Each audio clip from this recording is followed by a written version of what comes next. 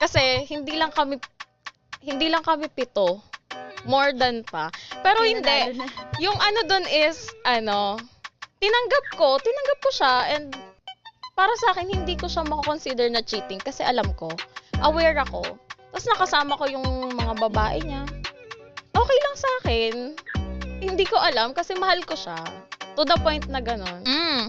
Kasi una pa lang, sobrang goods ng treatment niya sa akin. As in, princess treatment, lahat-lahat. So, nung nahuli ko siya na nagloko siya, or may tumawag na babae sa phone niya, parang wala lang sa akin, hindi ako nasaktan. Kasi alam ko na consistent siya.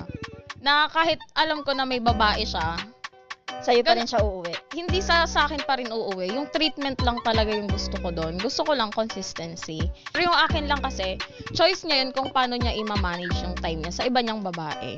As long as yung time nung una na binibigay niya sa akin lahat-lahat, consistent.